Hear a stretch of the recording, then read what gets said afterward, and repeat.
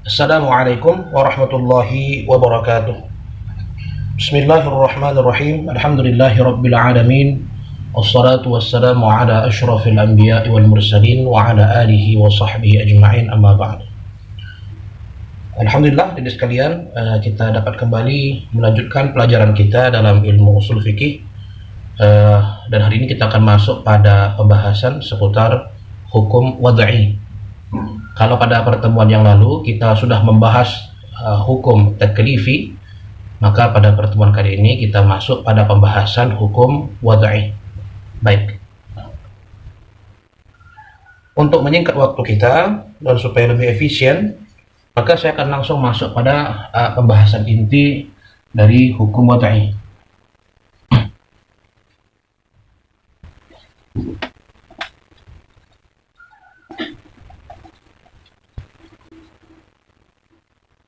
Baik. Nah, pada pertemuan yang lalu atau pertemuan yang sebelum-sebelumnya saya sudah menjelaskan bahwasanya hukum itu terbagi dua. Satu hukum taklifi, kemudian hukum wad'i. Kalau hukum taklifi yaitu sesuatu yang ditetapkan oleh syari' baik Allah Subhanahu wa taala ataupun Nabi Muhammad sallallahu alaihi wasallam, yang yang mana ketetapan itu bersifat mewajibkan sesuatu kah atau mengharamkan sesuatu atau membolehkan sesuatu untuk dikerjakan. Adapun hukum wad'i ini adalah ketetapan yang berasal dari syari', baik itu dari Allah Subhanahu wa taala ataupun dari Nabi Muhammad sallallahu alaihi wasallam, yang sifatnya menetapkan sesuatu itu menjadi sebab bagi sesuatu yang lain, sesuatu itu menjadi penghalang dari sesuatu yang lain, sesuatu itu menjadi syarat, sesuatu itu menjadi rukun dan sebagainya. Jadi ketetapan-ketetapan yang sifatnya bukan memberikan pembebanan, tapi menetapkan sesuatu sebagai alamat atau tanda dari sesuatu yang lain.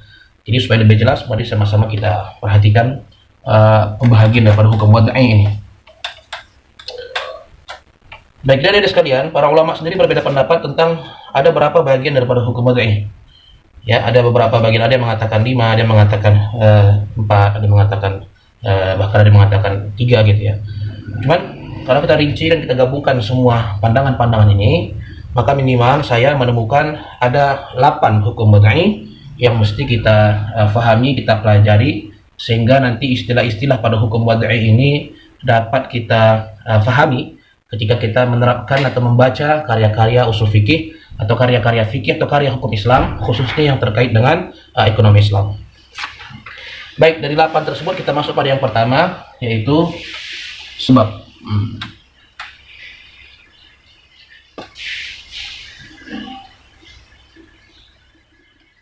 Baik. Jadi dalam hukum syariat atau hukum syarak ada yang disebut dengan sebab. Ya, sebab. Jadi sebab itu merupakan ketentuan atau jadi dihukumi oleh Allah Subhanahu wa taala atau Nabi sallallahu alaihi wasallam untuk menjadi sebab yang menjadi alasan kenapa terjadinya hukum sesuatu. Atau dalam bahasa yang lebih formal dalam ilmu usul fikih, yang dimaksud dengan sebab itu adalah ma yalzamu min wujudihi wujudul hukm. Ma yalzamu min wujudihi wujudul hukmi. Okay. Sesuatu yang kalau dia ada, ya, kalau dia ada maka menyebabkan adanya hukum, yang menyebabkan atau menyebabkan timbulnya konsekuensi hukum. Nah, wa min adalihi, dan kalau dia tidak ada, ya, kalau tadi dia ada, dia menyebabkan munculnya konsekuensi hukum. Nah, kalau dia tidak ada, maka wa min adalihi adamul hukmi, maka tidak ada konsekuensi hukum.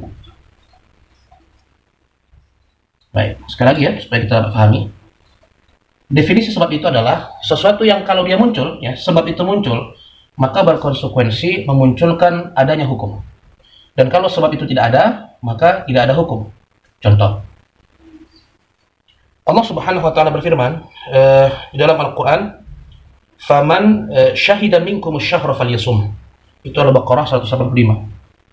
Ya, Al-Baqarah 185. Bisa dicek terkait tentang puasa ya. Allah Subhanahu wa taala berfirman, barang siapa di antara kalian yang melihat hilal, ya, melihat masuknya bulan baru atau hilal, maka hendaklah dia berpuasa. Jadi puasa Ramadan itu wajib, ya. Puasa Ramadan wajib. Pertanyaannya, ya, kapan dia wajib? Nah, jawabannya adalah ketika adanya hilal. Nah, atau ketika munculnya hilal atau bulan baru di awal bulan Qamariyah atau bulan Hijriah. Nah, adanya hilal ini, ya, adanya hilal ini disebut sebab. Kenapa? Karena dengan adanya hilal, maka adanya konsekuensi hukum, yaitu wajibnya puasa Ramadan. Kalau hilalnya tidak muncul, maka tidak wajib puasa Ramadan. Maka misalnya dalam hadis Nabi Shallallahu Alaihi Wasallam, Rasulullah bersabda, "Sumu di ru'yatihi wa aftiru di ru'yatihi." Berpuasalah kalian karena terlihatnya hilal, dan berlebaranlah kalian, Idul Fitri maksudnya, karena terlihat hilal.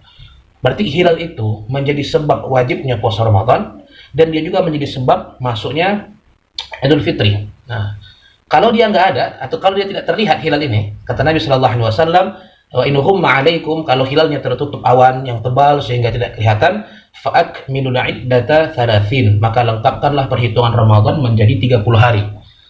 Kenapa? Karena sebab bolehnya lebaran itu belum ada, yaitu hilal. Nah, maka munculnya hilal atau terlihatnya hilal dalam ilmu usul fikih disebut dengan sebab, ya. Jadi dalam bahasa lebih mudahnya, sebab itu adalah sesuatu yang menjadi patokan. Kalau dia ada, maka adanya hukum. Kalau dia nggak ada, nggak adanya hukum. Nah, di hukum sih maksudnya misalnya puasa Ramadan. Jadi kalau adanya hilal, maka menjadi sebab wajibnya puasa Ramadan. Kalau tidak ada hilal, maka tidak ada kewajiban puasa Ramadan. Dan sebenarnya contoh-contohnya banyak sekali ya dalam kajian-kajian fikih. Misalnya dalam pembahasan hukum ekonomi Islam atau fikih muamalah, itu contohnya banyak sekali. Kita ambil yang mudah saja. Kepemilikan.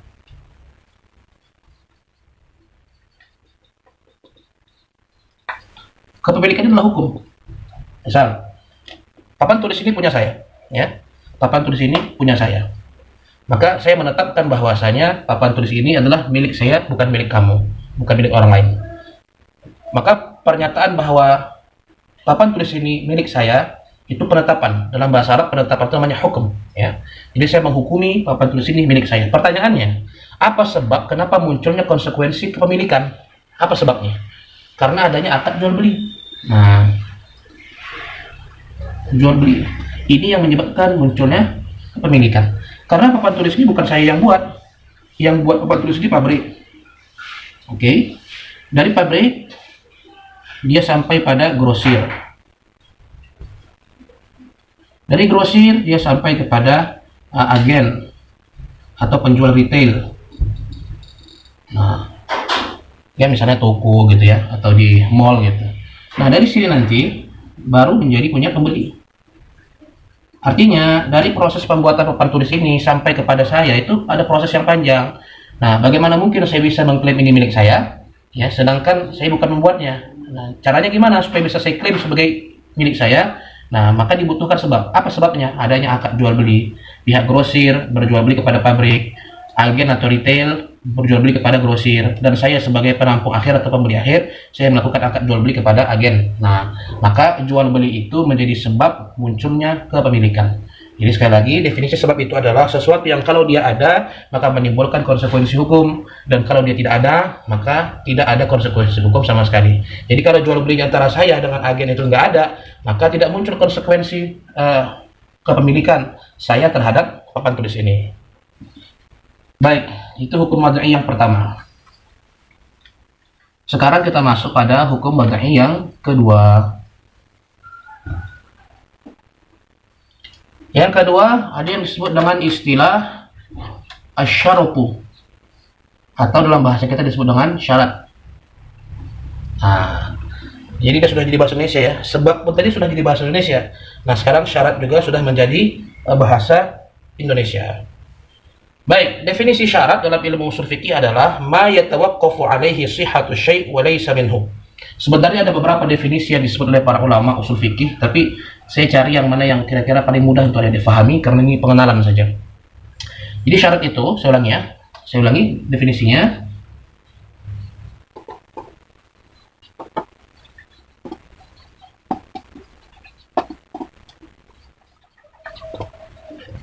Baik. Ma yatawaqqafu alaihi sihhatu syai' wa laysa minhu. Syarat itu adalah sesuatu yang menjadi patokan sahnya sesuatu sesuatu yang menjadi patokan atau sesuatu atau keabsahan sesuatu itu berpatok kepadanya, ya. Tetapi syarat itu sendiri bukan bagian daripada sesuatu itu.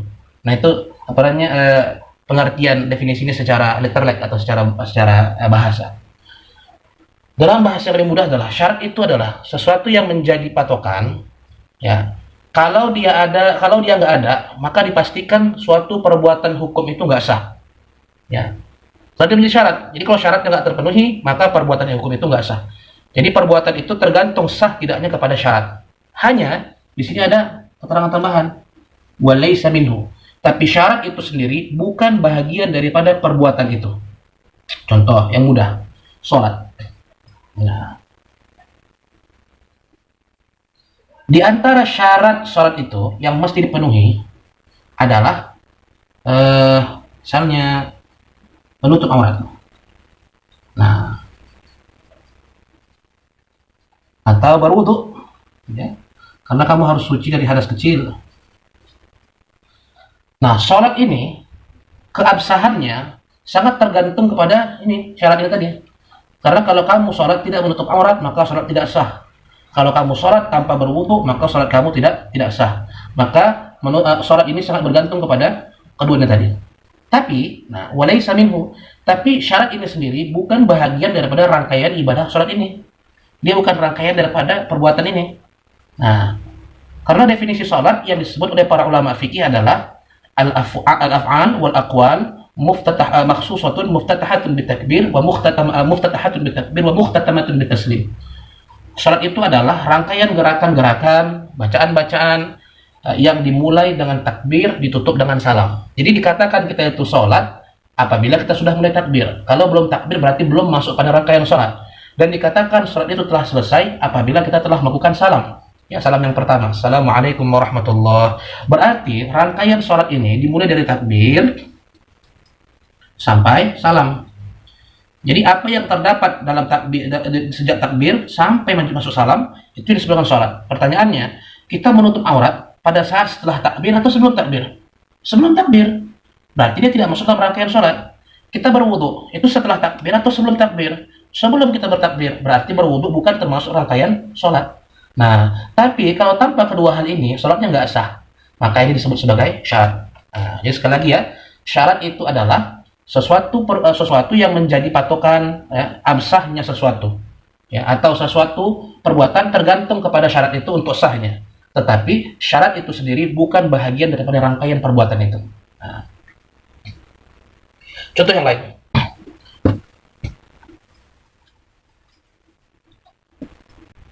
Dalam fikih muamalah misalnya, di antara syarat sahnya jual beli itu adalah al-qudrah ala taslim, kemampuan menyerahkan barang.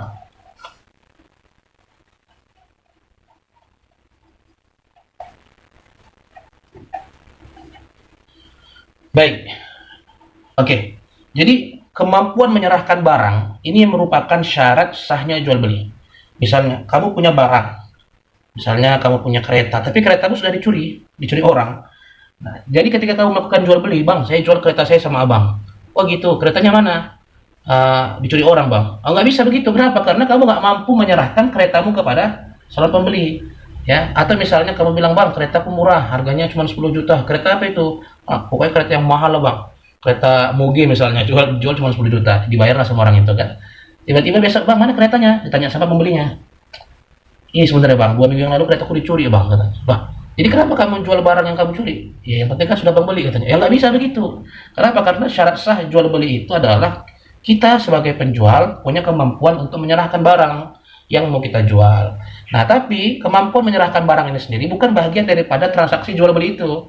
Karena yang termasuk bahagian transaksi jual beli itu adalah pembeli, penjual, dan barangnya sendiri. Adapun kemampuan menyerahkan barang bukan termasuk rukun jual beli. Nah, bukan termasuk rangkaian jual beli. Tetapi kemampuan menyerahkan barang ini menjadi syarat agar jual beli itu absah. Jadi dia menjadi syarat, tetapi kemampuan itu sendiri bukan termasuk daripada rangkaian jual beli itu.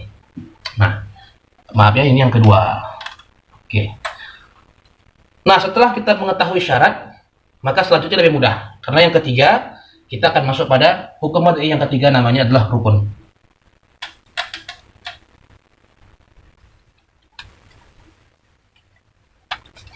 Baik, rukun. Nah, rukun dengan syarat sebenarnya sangat mirip, ya, sangat mirip. Yang membedakan antara rukun dengan syarat itu adalah kalau pada rukun tadi walaysa minhu, dia bukan termasuk bahagian dari rangkaian daripada perbuatan atau transaksi itu sendiri. Kalau rukun dia termasuk bagian daripada rangkaian perbuatan itu. Jadi sama ya definisi dengan yang tadi, cuman yang bedanya kalau yang tadi walaysa minhu nih wa kana juz'an minhu. Baik. Rukun termasuk daripada rangkaian perbuatan itu. Misal, kalau saya katakan sholat. Sholat ini kan perbuatan ya. Dia kan perbuatan tuh. Nah, membaca Al-Fatihah disebut rukun sholat. Kenapa? Karena kalau kita sholat tidak membaca surah Al-Fatihah, maka sholatnya tidak sah. Ya.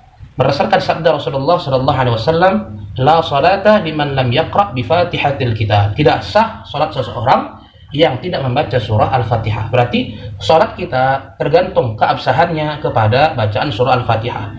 Dan membaca Al-Fatihah ini merupakan salah satu rangkaian daripada salat itu sendiri. Karena kan definisi salat tadi adalah rangkaian perbuatan, bacaan-bacaan yang dimulai dari takbir ditutup dengan salam. Nah, membaca Al-Fatihah itu setelah takbir atau sebelum takbir? Setelah takbir, berarti dia termasuk rangkaian daripada sholat. Nah, jadi karena dia termasuk rangkaian daripada ibadah sholat, dan sholat itu tergantung keabsahannya kepada bacaan surah Al-Fatihah, maka membaca surah Al-Fatihah itu disebut sebagai rukun.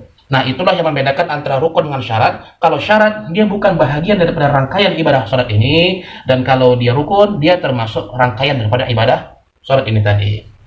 Baik, sama seperti masalah akad jual beli tadi. Ya, akad jual beli tadi, kepemilikan misalnya. Kepemilikan itu hukum. Ya, adanya ketetapan bahwasanya barang ini milik saya, itu adalah sebuah hukum. Nah, untuk sampai pada kepemilikan ini, maka harus kita memunculkan sebabnya, adanya akad jual beli. Ya, akad jual beli. Akad jual beli ini tadi syaratnya, di antara syaratnya adalah adanya kemampuan kita untuk menyerahkan barang. Tapi kemampuan itu sendiri itu bukan bagian dari rangkaian jual beli. Nah, yang termasuk dari rangkaian jual beli itu apa? Adanya syirat ijab kabul. Misalnya kita mau beli mobil. Bang, saya beli mobilnya seharga 100 juta. Abang tuh mengatakan, baik deh, saya jual mobilnya seharga 100 juta. Nah, akad atau syirat atau dalam bahasa Arab disebut dengan syiratul.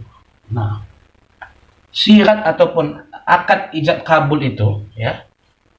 Bahasa yang tepat bukan sirah, tapi adanya ijab kabul. Maaf.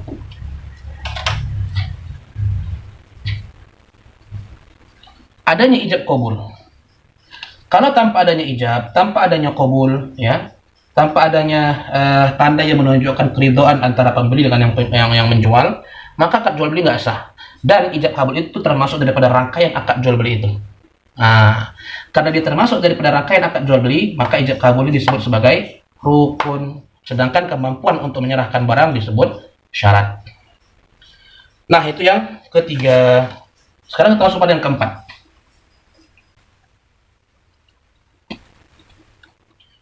Yang keempat namanya adalah al-mani'.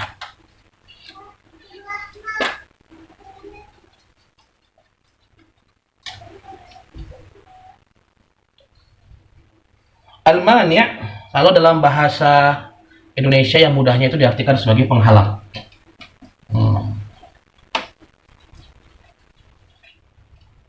Ya, al-mani' artinya penghalang. Sebelum saya masuk pada definisi, saya kasih contoh begini. Sholat itu kan wajib ya, sholat 5 waktu ya. Baik laki-laki ataupun perempuan wajib melaksanakan sholat 5 waktu.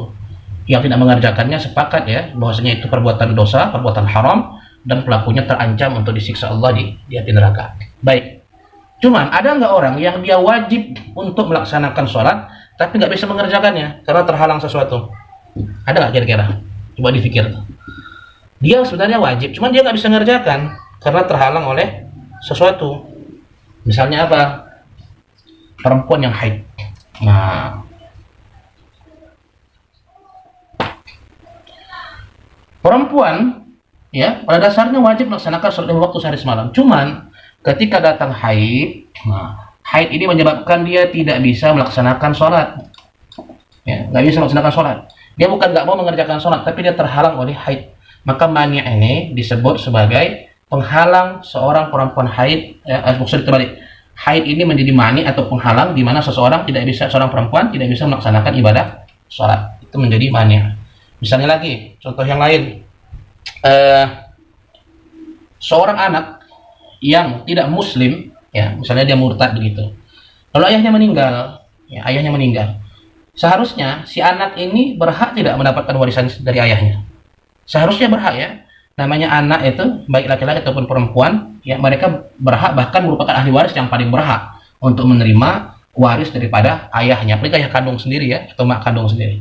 Problemnya adalah baginda Rasulullah Shallallahu Alaihi Wasallam bersabda, la yarithul kafirul muslima walal muslimul kafira. Orang kafir tidak berhak mewarisi orang Islam dan sebaliknya orang Islam tidak berhak mewarisi orang kafir. Jadi di situ ada penghalang yang disebut dengan al-kufru atau kufur, kekafiran. Nah, kekafiran ini menyebabkan si anak tadi terhalang untuk mendapatkan warisan atau dalam bahasa Arab disebut dengan irthun. Nah, kufrun ini menjadi mani', menjadi penghalang di mana seorang anak tidak berhak mewarisi ayahnya walaupun itu ayah kandung. Kenapa? Karena adanya di situ penghalang namanya al-kufru atau kekafiran. Baik, itu yang keempat. Sekarang kita masuk pada pembahasan yang kelima. Baik, sekarang kita masuk pada yang kelima. Yang kelima ada yang disebut dengan istilah as-sahih atau dalam bahasa kita disebut dengan sah. Nah, kapan sesuatu itu disebut sah dalam syariat? Jadi sahih atau sah itu juga merupakan hukum wad'i. Nah, penetapan ini sah tidak sah itu kan hukum. Nah, maka kapan sesuatu itu disebut sahih atau sah? Sesuatu itu disebut dia sahih atau sah apabila ma istawfa ar-rukn wa syart, ma istawfa arkan syai' wa syurutuh. Ma istawfa arkan syai' wa syurutuh. Sesuatu itu dikatakan sah apabila di dalam perbuatan itu sudah mencakup rukun dan syarat-syaratnya. Jadi sesuatu itu dikatakan sah apabila tercapainya rukun dan syarat dalam perbuatan itu. Balik ke sholat lagi deh, supaya mudah contohnya, supaya universal dan kita paham ya. Dikatakan sholat kita sah, misalnya tadi subuh kita sudah sholat. Kenapa kamu berani mengatakan sholatmu sah? Nah, pertama, karena saya Pak sudah melaksanakan syaratnya sesuai ketentuan. Saya sudah menutup aurat, saya sudah menghadap kiblat, saya sudah tegak berdiri karena saya mampu. Kemudian saya juga sudah menghilangkan hadas kecil saya, menghilangkan hadas besar saya. Syaratnya sudah terpenuhi. Kemudian Pak, saya sudah melengkapi rukun-rukunnya. Mulai dari takbir sampai salam sudah saya kerjakan sesuai dengan prosedur sholat yang benar. Nah, maka sesuatu itu dikatakan sah. Sholatnya sudah dikatakan sah. Kenapa? Karena tercakup di dalamnya seluruh syarat dan juga rukun. Sebentar ada tambahan lagi. Ya, ada tambahan lagi. Cuman kita padakan sampai di sinilah. Karena yang penting adik-adik sudah paham kapan sesuatu dikatakan sah. Misalnya jual beli ya, dikatakan sah. Kenapa? Karena rukunnya sudah terpenuhi. Adanya pembeli, adanya penjual, adanya ijab kabul, gitu ya. Dan syarat-syaratnya sudah terpenuhi. Misalnya penjualnya itu berakal ya, tidak orang gila. Pembelinya juga tidak orang gila, orang yang berakal. Kemudian penjualnya itu mampu menyerahkan barangnya, dia bukan barang fiktif dan sebagainya. Maka jual beli itu dikatakan sah. Kenapa? Karena rukun dan syaratnya telah terpenuhi. Baru kita masuk pada yang keenam. Kalau yang keenam, lawan daripada sah, itu batal ya. Dalam bahasa usul fikih disebut dengan istilah al-butlan. Bahasa kita sebut batal. Nah, definisi batal kebalikan daripada sah, yaitu ma la yastawfi arkan syai' wa syurutuh. Sesuatu perbuatan yang tidak merangkum rukun-rukun dan syarat-syaratnya. Jadi sesuatu perbuatan yang tidak cukup rukun, tidak cukup syarat. Nah, Pak, saya melakukan akad jual beli. Oke, bagus. Cuman begini Pak, barangnya itu dari curi orang. Oh, nggak bisa. Kenapa? Karena tak terpenuhi syaratnya. Kamu tidak mampu menyerahkan barangnya kepada saya. Kalau kamu tidak mampu menyerahkan barang kepada saya, gimana kamu bisa melaksanakan jual beli? Oke, nggak jadi jual beli.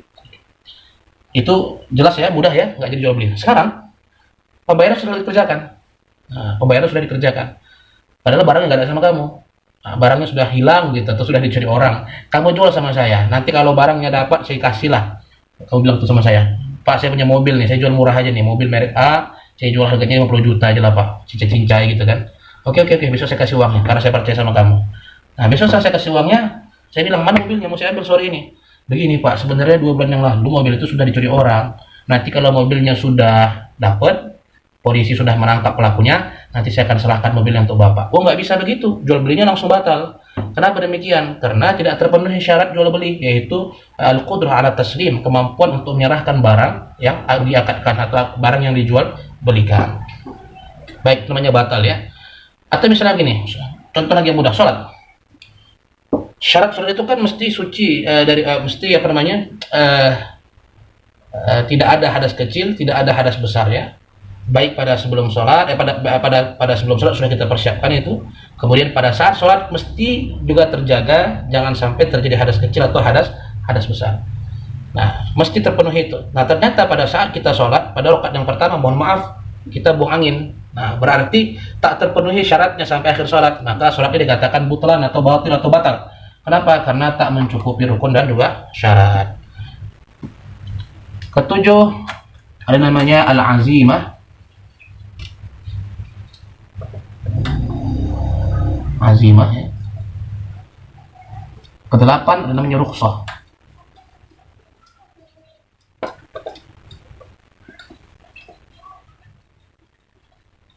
Apa azimah? Apa rukhsah itu? Mudahnya, kalau rukhsah itu artinya keringanan. Kalau azimah, dia maknanya hukum asal. Contoh, apa hukum memakan babi? Sepakat kita semua mengatakan hukum memakan babi itu haram, ya, karena nasnya baik dari Al-Quran maupun hadis Nabi SAW jelas ya, tidak boleh makan babi. Haramnya makan babi itu namanya azimah. Kenapa? Karena memang dari hukum asalnya, hukum pertama yang Allah tetapkan ke atas babi itu ya haram dimakan. Itu hukum yang pertama, namanya azimah. Tetapi ketika kita sampai pada keadaan di mana tidak ada makanan apapun yang bisa dikonsumsi, misalnya kita masuk ke hutan, camping, tiba-tiba salah rute, ya maklumlah anak camping gitu ya, anak gunung gitu, nggak ada masuk salah rute, tiba-tiba terpaksa nginap di hutan 2 hari 2 malam berdua sama kawan, tak ada makanan, tak ada minuman, habis semua stok. Binatang pun nggak ada, ayam nggak ada, ya kambing liar pun nggak ada yang lewat. Akhirnya nampak babi. Ini babi ini kecil, bisa ditangkap, bisa dibakar gitu. Cuman kan haram nih hukumnya gimana? Tapi kalau nggak dimakan kita juga bakal mati kelaparan.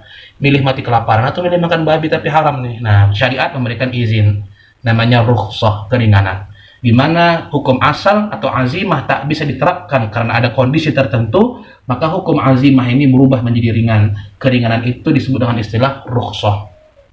Sholat misalnya harusnya kan zuhur 4 rakaat ya, 4 rakaat. Tapi karena kita dalam perjalanan jarak jauh, naik bus, kadang-kadang busnya juga berhenti cuma sekali saja, sedangkan kita harus sholat zuhur di jalan, harus sholat asar di jalan gitu. Gimana nih cara menggabungkannya nih? Gak bisa, karena kita nggak bisa turun ke masjid, kita nggak bisa berhenti karena busnya berhenti cuma sekali, itu pas waktu makan gitu, tidak di masjid berhentinya.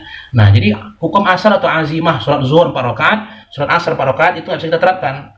Maka syariat memberikan rukhsah, kamu turun sebentar, kamu jamak sholat zuhur dan asarnya, ya yang awalnya tadi beda waktunya, zuhur di waktu zuhur, asar di waktu asar, ini boleh dijamak, digabung. Waktu zuhur dan asar boleh dikerjakan di waktu zuhur atau boleh digabung kedua-duanya pada waktu asar. Bahkan diberikan keringanan lagi, yang awalnya 4 rakaat bisa diringankan menjadi 2 rakaat. Jadi rukhsah itu maknanya keringanan, sedangkan azimah hukum asal, hukum yang pertama kali Allah tetapkan pada suatu perbuatan. Baik, jadi 8 poin-poin tadi itulah yang disebut dengan hukum wad'i. Jadi kalau pada pertemuan yang lalu kita mengenal dengan istilah al-ahkam at-taklifiyah al-khamsah, hukum-hukum taklif yang 5. Nah, kalau yang ini kita mengenal ada hukum-hukum wad'i yang 8. Istilah-istilah ini wajib ada dihafal, wajib dimengerti supaya nanti ke depan ketika kita berbincang tentang ilmu fikih dan usul fikih, apalagi berbincang tentang ilmu fikih keuangan Islam atau usul fikih keuangan Islam, adik-adik nggak bingung lagi apabila mendengarkan istilah-istilah yang telah kita pelajari barusan. Baik, terima kasih. Saya rasa cukup pertemuan kita pada kali ini. Yang 8 hal ini dibuat resumenya. Mudah-mudahan apa yang saya sampaikan bisa difahami, bisa dimengerti, dan bermanfaat untuk saya dan adik-adik sekalian. Terima kasih banyak. Assalamualaikum warahmatullahi wabarakatuh.